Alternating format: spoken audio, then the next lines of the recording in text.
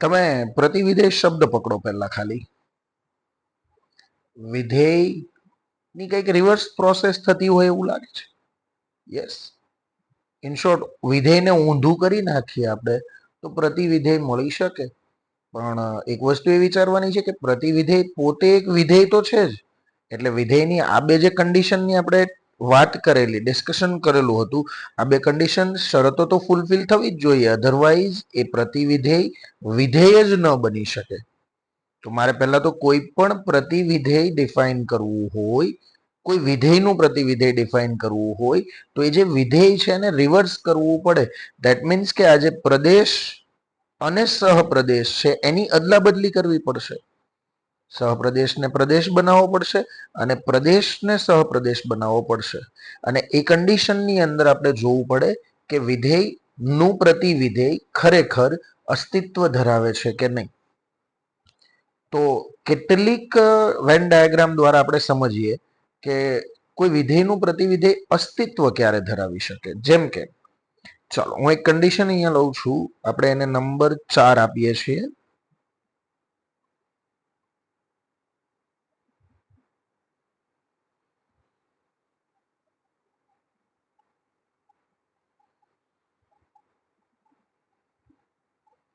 ગણ એ થી બી પરનું હું એક કનેક્શન દર્શાવીશ. ઇન શોર્ટ અહીંયા જે આ વિધેય હતું ને, હું આ જ કન્ડિશન લઉં છું ફરીથી. બરાબર, ચાલો બેઠી આપણે આકૃતિ કોપી કરી દઈએ.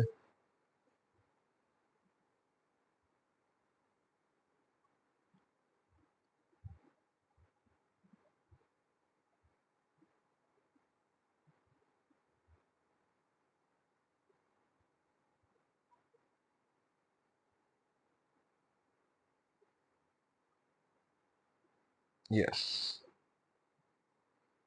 અને આ જે આકૃતિ હતી એને હું કાઢી નાખું છું.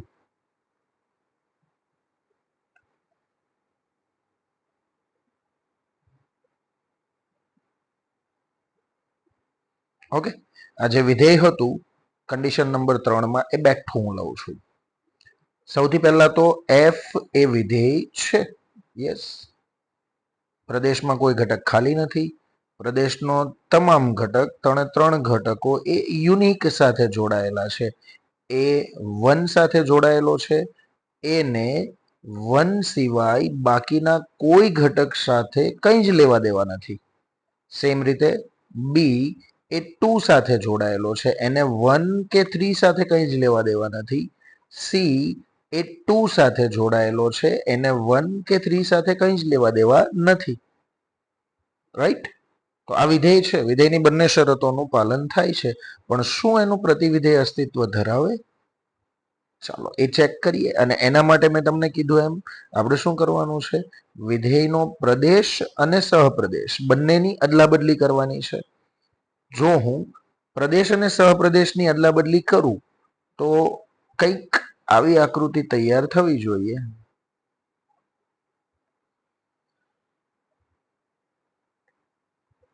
બી થી એ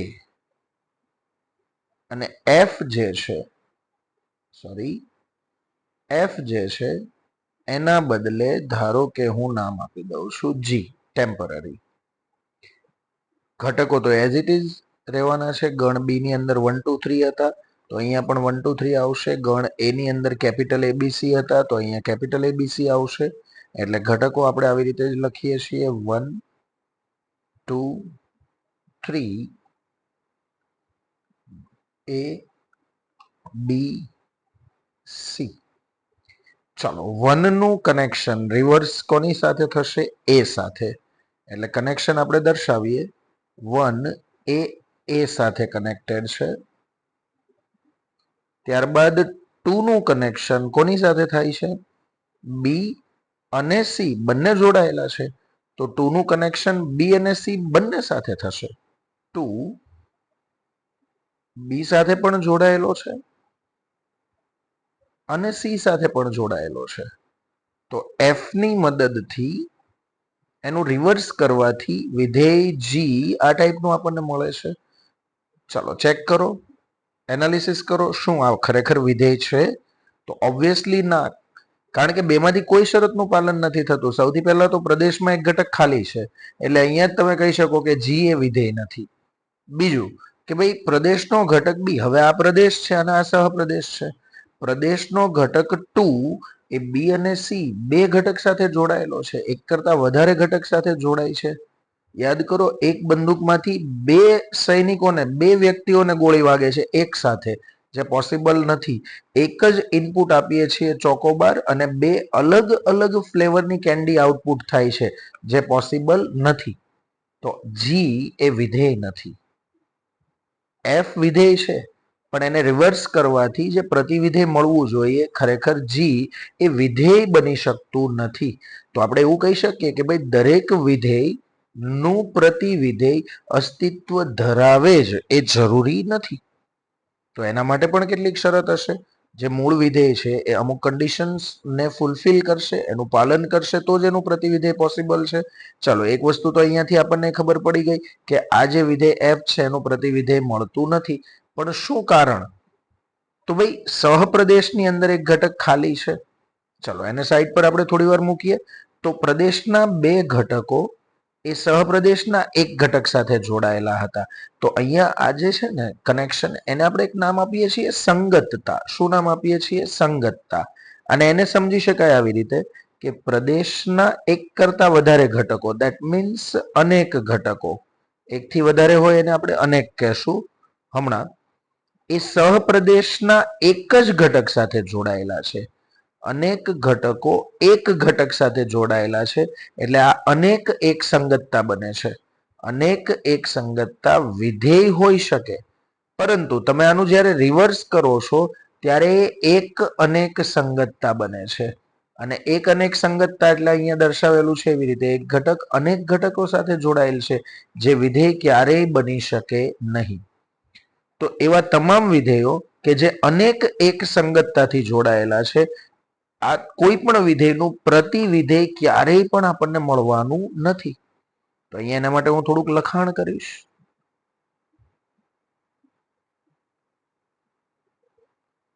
એફ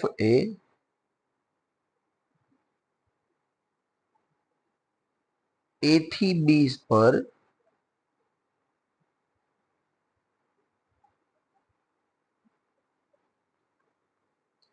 અનેક એક સંગતતા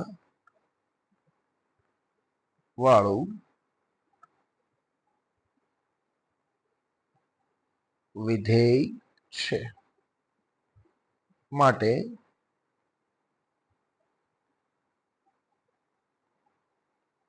તેનું પ્રતિવિધેય અસ્તિત્વ ધરાવે નહીં.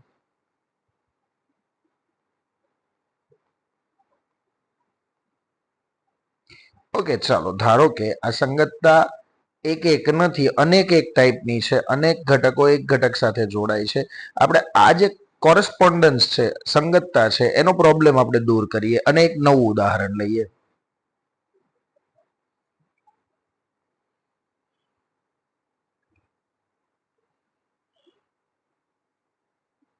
હું અનેક એક સંગતતાના બદલે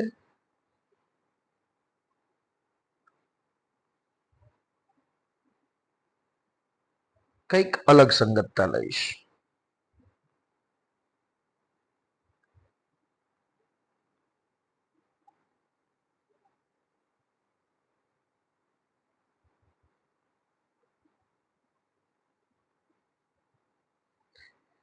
ચાલો, કનેક્શન આ રીતે છે. ઘટક એ 1 સાથે જોડાયેલ છે, ઘટક બી એ 2 સાથે જોડાયેલ છે અને ઘટક સી એ 3 સાથે જોડાયેલ છે. રાઈટ? હવે આ જે વિધેય છે, પહેલા તો એ વિધેય એફ એ વિધેય છે કે નહીં, આપણે જે અહીંયા દર્શાવેલ છે કોરસ્પોન્ડન્સ, સંગતતા, જોડાણ, એ ખરેખર વિધેય દર્શાવે છે કે નહીં એ આપણે ચેક કરીએ. એની બંને શરત ચેક કરીએ. તો પહેલી શરત, પ્રદેશમાં કોઈ ઘટક ખાલી છે? ના, નથી. બીજી શરત, પ્રદેશમાં કોઈ ઘટક એવો છે કે જે સહપ્રદેશના એક કરતા વધારે ઘટક સાથે જોડાયેલો છે? ના. A1, B2, C3, દર એક ઘટક એ અનન્ય ઘટક સાથે જોડાય છે. ધેટ મીન્સ કે વિધેયની બંને શરતનું પાલન થાય છે. આ જે અહીંયા મેં આકૃતિ દોરેલી છે એ વિધેય દર્શાવે છે. પણ શું હું અહીંયા એક ઘટક ઉમેરી દઉં 4 તો એ વિધેય દર્શાવે છે કે કેમ? ચલો ચેક કરો. ઓકે, ફરીથી બંને કન્ડિશન. પ્રદેશમાં કોઈ ઘટક ખાલી છે? ના, નથી. ધેટ મીન્સ પહેલી કન્ડિશન જે છે એનું પાલન થાય છે. દરેક ઘટક એ બી સી પ્રદેશનો દરેક ઘટક સહપ્રદેશના અનન્ય ઘટક સાથે જોડાયેલો છે. જો એક કરતા વધારે ઘટક સાથે જોડાયેલ નથી તો બીજી શરતનું પણ પાલન થાય છે. ધેટ મીન્સ કે આ વિધેય છે. સહપ્રદેશની અંદર એક ઘટક વધારાનો અહીંયા ખાલી છે, એનાથી કોઈ ફરક નથી પડતો. જેમ કે ફરીથી કેન્ડી વાળું ઉદાહરણ હું તમને યાદ કરાવું તો મહેન્દ્રભાઈની જે કેન્ડી બનાવવાની કંપની હતી, ફેક્ટરી હતી, એમાં અવેલેબલ 3 લિક્વિડ રો મટીરિયલથી એ અલગ અલગ પ્રકારની 3 કેન્ડીઓ બનાવે છે. હવે ચોથા પ્રકારની કેન્ડી એની ફેક્ટરીમાં બનતી જ નથી, કારણ કે એની પાસે લિક્વિડ રો મટીરિયલ જ નથી. એમ તમે જોવા જાવ તો દુનિયામાં કેન્ડીના ફ્લેવર્સ અલગ અલગ અઢળક હોઈ શકે, ઘણા બધા હોઈ શકે, પણ એવું જરૂરી થોડું છે કે દરેક કંપની એ દરેક પ્રકારના ફ્લેવર બનાવે? ન પણ બનાવતી હોય. ઘણા બધા ફ્લેવર્સ એવા હોય કે જે નથી બનાવતી. તો આ જે ઘટક 4 છે, જે અહીંયાના પ્રદેશના કોઈ ઘટક સાથે નથી જોડાયેલો, એનાથી કોઈ ફરક નથી પડવાનો. બરાબર? એ સિવાયની બંને કન્ડિશનનું પાલન થાય છે. ધેટ મીન્સ કે એફ વિધેય છે. પણ હવે તમે વિચારો કે શું આનું પ્રતિવિધેય પોસિબલ છે? ચલો એના માટે ફરીથી આપણે આપણી પ્રોસેસ ઉપર જઈએ. ધારો કે આ જ વસ્તુને હું રિવર્સ કરું છું, એટલે કે પ્રદેશ જે છે એને સહપ્રદેશ બનાવીએ છીએ અને જે સહપ્રદેશ છે એને પ્રદેશ બનાવીએ છીએ. સોરી, અહીંયા વર્તુળ બની ગયું છે.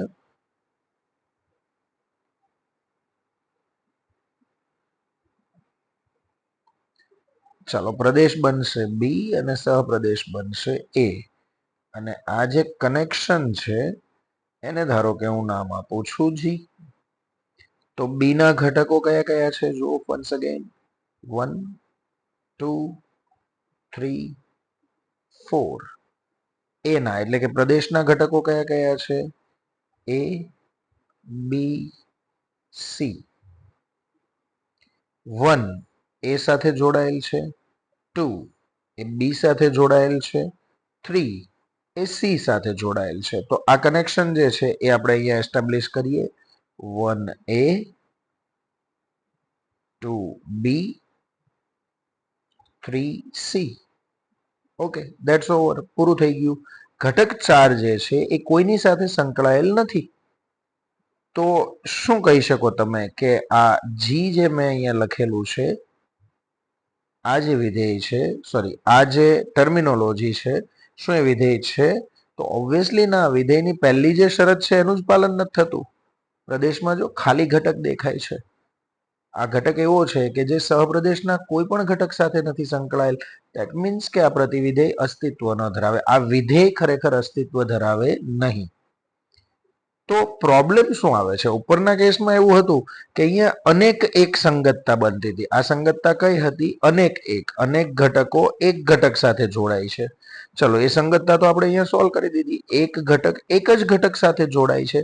ધેટ મીન્સ એક એક સંગતતા તો છે જ, પણ એમ છતાં વિધેયનું પ્રતિવિધેય કેમ નથી મળતું? તો કે ભાઈ અહીંયા પ્રદેશની અંદર એક ઘટક ખાલી છે. જો સોરી, સહપ્રદેશની અંદર એક ઘટક ખાલી છે.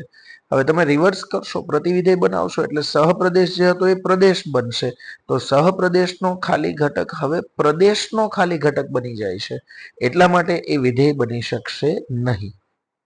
તો અહીંયાથી ફરીથી એકાદ કન્ડિશન તમારા મગજમાં આવતી હશે કે મારે પ્રતિવિધેય બનાવવું છે તો હજી કંઈક ને કંઈક સોલ્યુશન કાઢવું પડશે. પહેલા આપણે આનું લખાણ કરી દઈએ. અહીં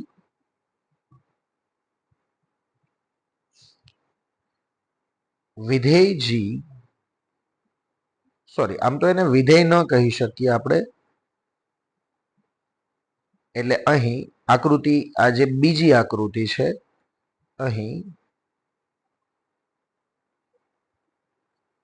બીજી આકૃતિમાં પ્રદેશ તરીકે લીધેલ ગણ બી નો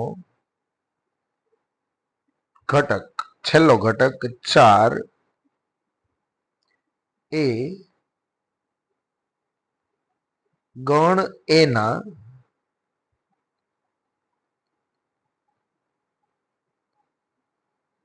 કોઈ પણ ઘટક સાથે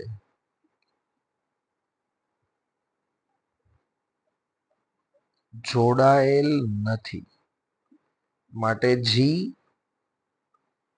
એ વિધેય બની શકે નહીં.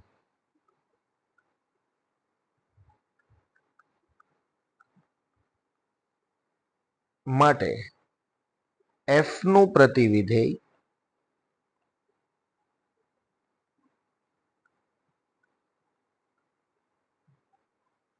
અસ્તિત્વ ધરાવતું નથી.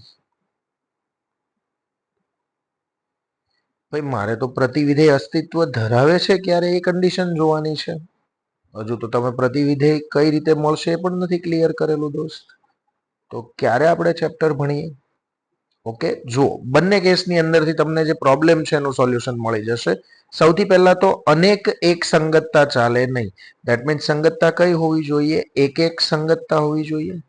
જો આવું કોઈ વિધેય હોય તો એનો પ્રતિવિધેય મળવાના ચાન્સીસ રહેશે. બીજું, પ્રદેશમાં કોઈ ઘટક ખાલી રહેવો જોઈએ નહીં. અચ્છા, પ્રદેશમાં સોરી હું ભૂલ કરું છું, અહીંયા પ્રદેશના બદલે શું શબ્દ આવશે? સહપ્રદેશ.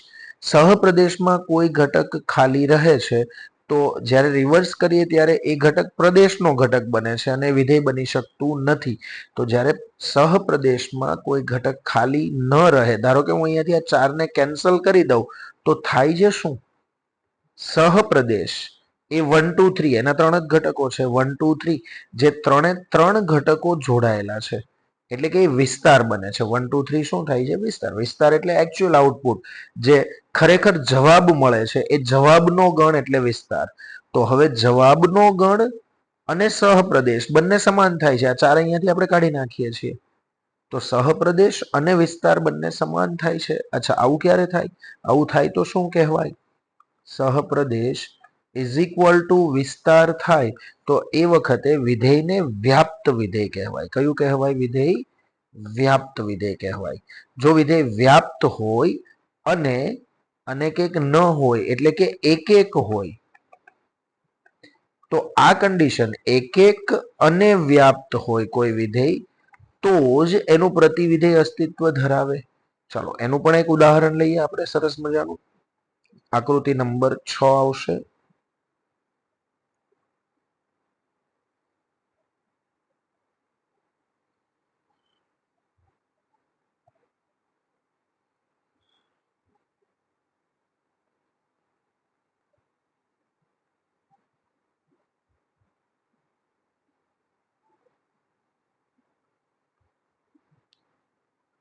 આ જે ઘટકો આપણે લીધેલા હતા એ બી સી, એક ઘટક હું એક્સ્ટ્રા એડ કરી દઉં છું ડી. એની સામે 1 2 3 અને 4, જેના કનેક્શન આ રીતે છે, સિમ્પલ છે. એ 1 સાથે કનેક્ટેડ છે, બી 2 સાથે કનેક્ટેડ છે, સી એ 3 સાથે કનેક્ટેડ છે અને ડી એ 4 સાથે કનેક્ટેડ છે. સૌથી પહેલા તો પ્રદેશની અંદર કોઈ ઘટક ખાલી નથી, પ્રદેશના બધા ઘટકો સંકળાયેલા છે. બીજું કે પ્રદેશનો દરેક ઘટક, આ 4 ઘટકો એ સહપ્રદેશના એક એક અલગ અલગ ઘટકો, અનન્ય ઘટકો સાથે જોડાયેલ છે. ધેટ મીન્સ કે વિધેય છે. હવે ધારો કે હું પ્રતિવિધેયનો વિચાર કરું તો મારે શું કરવાનું થશે? આ જે પ્રદેશ અને સહપ્રદેશ છે એને પલટાવવા પડશે. જે પ્રદેશ હતો એ સહપ્રદેશ બનશે અને સહપ્રદેશ હતો એ પ્રદેશ બનશે. ધેટ મીન્સ કે કંઈક આ રીતે આકૃતિ બનશે.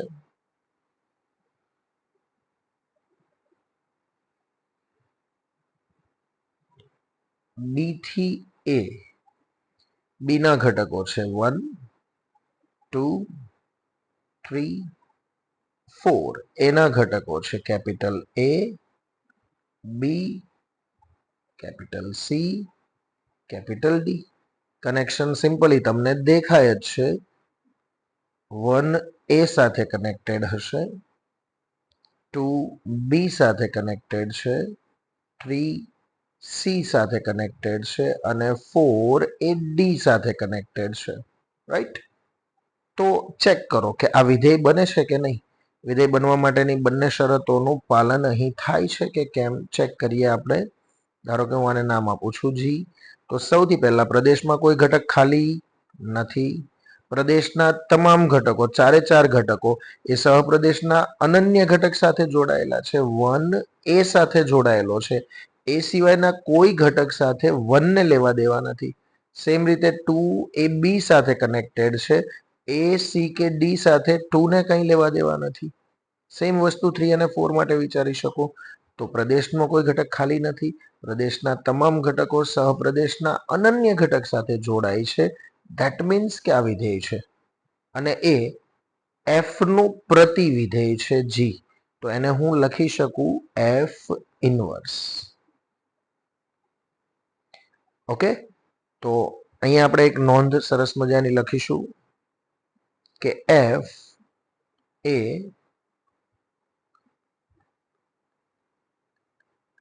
એક એક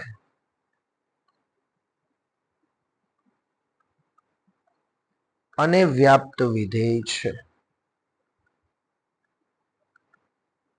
માટે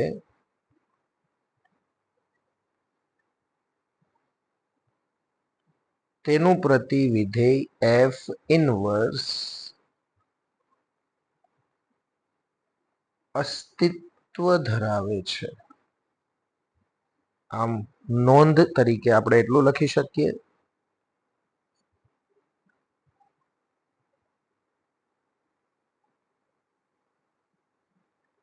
જો કોઈ વિધેય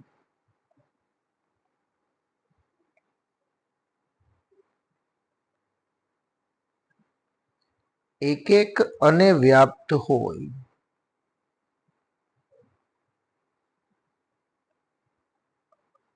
તો અને તો જ